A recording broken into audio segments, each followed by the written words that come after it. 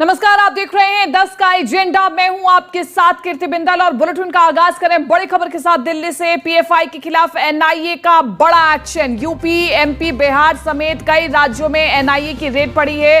PFI के 17 ठिकानों पर एनआईए की रेड।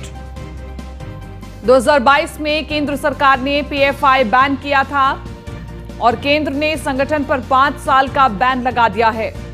तो कई राज्यों ने पीएफआई को प्रतिबंधित करने की मांग की थी। फाइनली ये बड़ी खबर।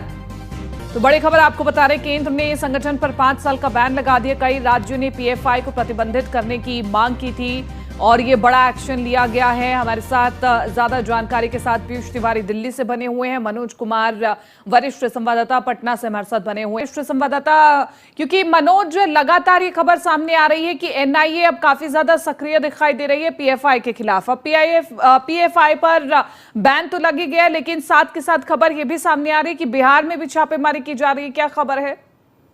बिल्कुल, जिस प्रकार देखा जाए कि पीएफआई का जो 5 साल के लिए जो बैंड बनाया गया था, उसके बाद लगातार उन्होंने जो ग्राउंड जो भी जो उन्होंने काम करने का जो काम शुरू किया, उसको लेकर देखिए सुबह से गाड़ी पर तो छापेमारी चल रही है। बिहार के मोतिहारी जिले में भी छापेमारी शुरू पर चल रही है। सुबह से ही करीब सुबह 6 बजे से लगातार जो एएनआई की जो टीम आई और उसके बाद जो छापेमारी की जा रही है, उससे लग रहा है कि मतलब आने वाले समय में कहीं ना कहीं जो 5 साल के लिए जो भारत सरकार द्वारा बैंड किया गया था, अब उसे देखा जाए कि कहीं ना एएनआई द्वारा बहुत बड़ी कार्रवाई की जाएगी, जिससे आने वाले समय में काफी मुश्किलें बढ़ सकती हैं।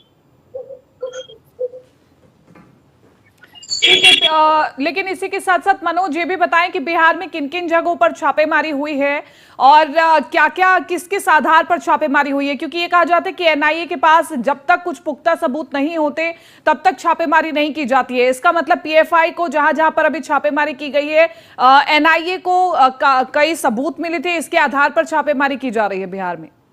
मोतिहारी में भी छापेमारी की जा रही है और मोतिहारी में छापामारी के क्रम में एएनआई द्वारा जो की गई है, उसमें पीएफआई का एक कार्यकर्ता है जिसके माध्यम से पूरे बिहार में वहां पे कार्य चलाने का काम किया जाता था, जबकि बैंड रहने के बावजूद भी ये बिहार में रहकर मोतिहारी जिले में, क्योंकि पटना से करीब देखा जाए तो करीब 150 से ज्यादा किलोमीटर पड़ता है जाने में वहां, और वहां पे रहकर एक छोटे से मकान में रहकर ये जिस प्रकार वहां से कार्य संभाल रहे थे, जो कि बिहार को पूरा मतलब वो हेड माने जाते थे कि बिहार के सारे कार्य उन्हीं के ऊपर सौंपा गया था। उनके घर बिहार मोतिहारी में तत्काल अभी छापेमारी चल रही है।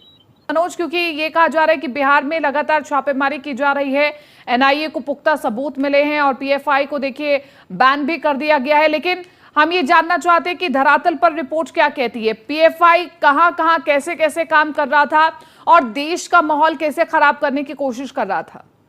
देखिए, ये बूम लगा दिया गया था, उसके बाद ही पीएफआई अभी कहीं ना कहीं एक्टिव है, जिससे साफ साबित हो रहा है कि ये आने वाले समय में काफी कुछ देश के नुकसान पहुंचाने का काम आता है। और जितने भी विरोधी जितने भी देश में जो गलत तरीके से जो कार्य हो रहे थे, उसमें उनका एकदम सहयोग देखा जा रहा था। और बिहार के मतलब मोतिहारी जैसे डिस्ट्रिक्ट में वहां पर बैठ कर कार्य करना, तो ये लग रहा था कि कहीं ना कहीं देखिए यदि देखा जाए एक तरह से, तो इसमें पॉलिटिकल मतलब कहीं ना कहीं इसमें बहुत बड़ी हाथ है। अब देखा जाए कि अभी बिहार में इस तरह का यदि माहौल बनता जा रहा है, आए दिन छापेमारी भी चल रहा है, लेकिन यहाँ पे अभी तक किसी प्रकार का चर्चा भी नहीं था। जो सुबह जो छापेमारी अचानक हुई, उसके बाद ये चर्चा का विषय बनता जा रहा था और देश के लिए जहां तक ये घातक बताया जा रहा था।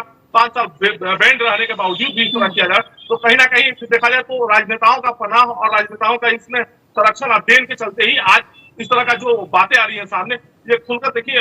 यदि चुनाव भी अभी समय चुनाव का समय है, आने वाले समय में जिस प्रकार देखा जा रहा है कि बिहार में जो राजनेताओं का जो अभी जो प्रक्रिया और जो चल रहा है जिस प्रकार, उस तरह वो संरक्षण देने का काम कर रहे थे।